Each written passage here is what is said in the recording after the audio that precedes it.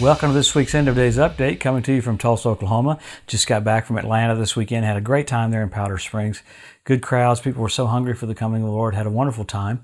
Hey, next week, if you're anywhere near the Canton, Ohio area, we'll be at Faith Family Church Wednesday night, and then we're heading on over to the Effingham Camp Meeting, Ross Roberts Ministries, really the Crossroads of America camp meeting there Thursday, Friday, and Saturday morning. We'll have an awesome time. And then we were into Terre Haute, Indiana, Sunday morning, Sunday night, and Monday night. So if you're around there, a lot of meetings, we'll have a wonderful time. Those camp meetings are so much fun.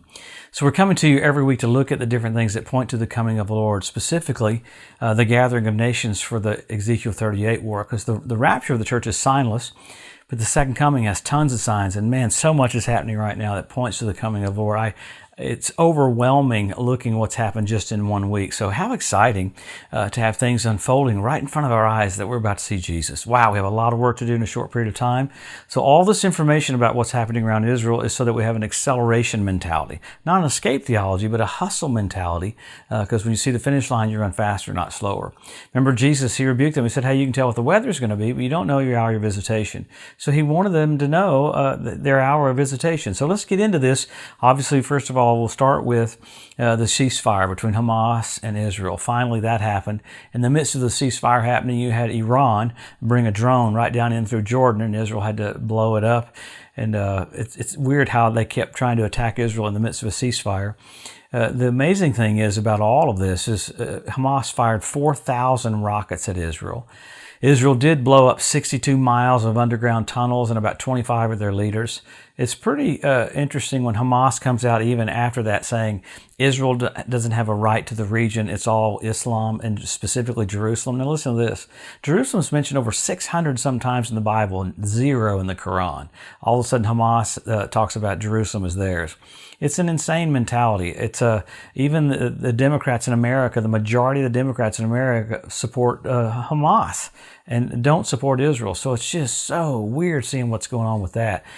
Israel's so amazing how they try to keep the collateral damage down to a little bit. They sent a huge aid truck into Gaza right as the war was going down with all kinds of supplies and food and medicine and everything. And of course, Hamas blew the truck up, and an Israeli driver got killed. So it's just crazy. So so much is happening though that's speeding things up and accelerating things all around there. You had on top of that, in the midst of all that, you had Israel take out a huge weapons plant in Iran.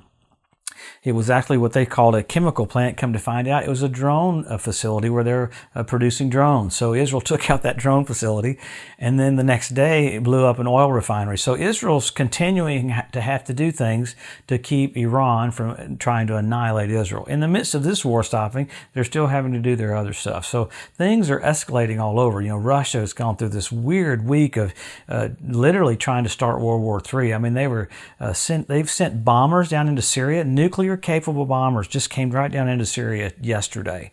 In the midst of that, America, of course, flew some B-52s over the Black Sea, and we had some missile cruisers in the Black Sea just to kind of show Russia what's going on, because Russia began to move more troops into the border of the Ukraine. So much is happening that point to what happens just after the rapture of the church.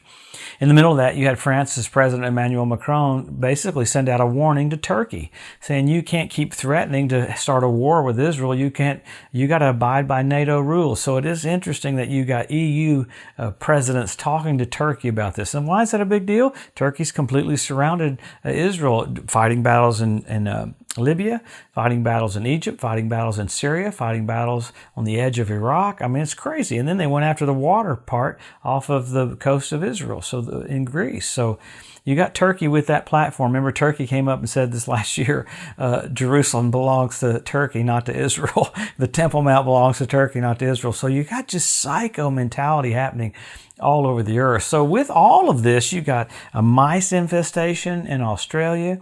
You got a supermoon, blood moon tonight. I mean, that's amazing. With a full lunar eclipse.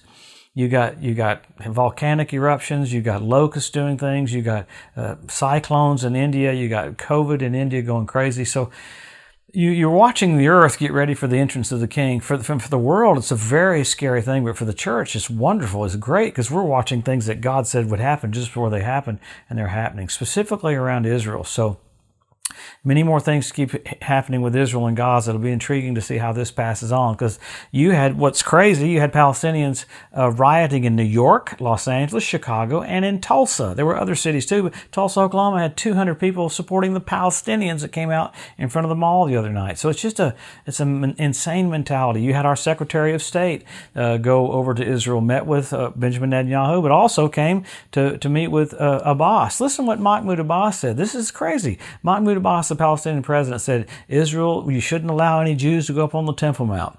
This is the guy that helped start this last incursion because he knew he was going to lose the election. So our Secretary of State goes over there. We met with Benjamin Netanyahu. We also brought $100-something million worth of aid to Gaza. So it's an interesting time when everything is playing out right in front of our eyes that leads to what happens just after the church departs.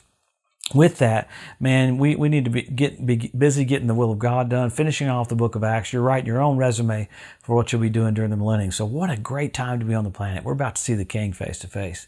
So we always go to the Word, though. How do we know how close we are? Well, the Scriptures and the signs are flawless. They're impeccable. Number one, Israel made a nation. Number two, Jerusalem won back. Then you got the Hebrew language restored. Then you got the Ethiopian Jews brought back. Then you got the fertility of the land of Israel. You got the revival of the Roman Empire.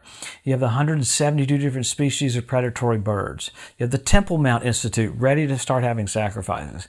And then you got fish show up in the Dead Sea. Crazy. You got foxes show up on the Temple Mount. You had the ritual baths around the temple fill up with water. You had the Sea of Galilee fill up with water. You had a water source shoot out of the side of a rock in Petra because the Jews are going to go into Jordan midway through the tribulation. So you have all of those things like that happening. Men will be lovers themselves. We have selfie sticks. So, this is it. There's many, many more signs, but this is just blatant how close we are. And I hear people go, well, we've always had these signs before. No, never. All these signs are about, we were typing some of them up today. There's like 50 some odd signs only this generation's had. So we're super, super, super, super blessed. But then you go from signs to signals. You had blood red moons on Passover and Tabernacles a few years ago. Remarkable, 4 in a row. When's the last time you had 4 in a row on Passover and Tabernacles? 1967 when Jerusalem was won back, 1948 when Israel was made a nation, and 1492 at the Edict of Expulsion when the Jews were kicked out of Spain. That's amazing in itself. The heavens declaring the glory of God, that the planets would be for signals for us. And then you had the Bethlehem star this last year. This is amazing. Jupiter, Regulus, and Venus. At the birth of Jesus, the constellation was Virgo. This last year, the constellation was Leo. He's the lion of the tribe of Judah. Wow. Then you had Mercury do a flyby of the sun, went down over the coordinates over the Temple Mount directly at sundown. The planets formed a sickle, the moon formed a sickle, Orion changed his instrument to hammer, so you had hammer and sickle on the same day. That's Russia's symbol. And Russia's doing some of the crazy stuff this week. It's hard to even get into all this stuff. When you look it up, you're like, oh my God, Russia is just going ballistic. There's this massive back and forth between the U.S. and Russia right now, so it'll be interesting to see how it plays out. The hidden thing, though, is we know exactly what Russia's agenda is they're going to try to attack Israel, along with Turkey, along with Iran, along with Syria, and you're seeing the setup for that. That's called the Ezekiel 38 war. So we're so blessed, so privileged. Why does the Lord want us to have all this information? He loves you. He wants you encouraged. He wants you strengthened. He wants you filled with joy. Your strength will be tied to your joy. So with joy and strength and boldness, we go out and finish the book of Acts in Jesus' style. What is this style? Mercy, kindness, compassion, power, victory, and joy. Man, have a blessed week. We'll come back this next week. Can't wait to see what happens with Russia amassing bombers in Syria and other nations doing what they're going to do just before the coming of the Lord. Have a blessed, awesome week. We'll see you next Wednesday.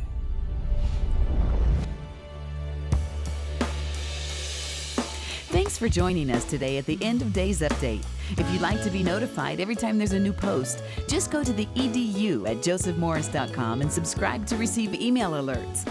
If these posts and updates have been a blessing to you, please consider making a one-time donation to help get the message out, or even becoming a monthly partner with Joseph Morris Ministries. Thanks again for tuning in to the EDU, and we'll see you next week.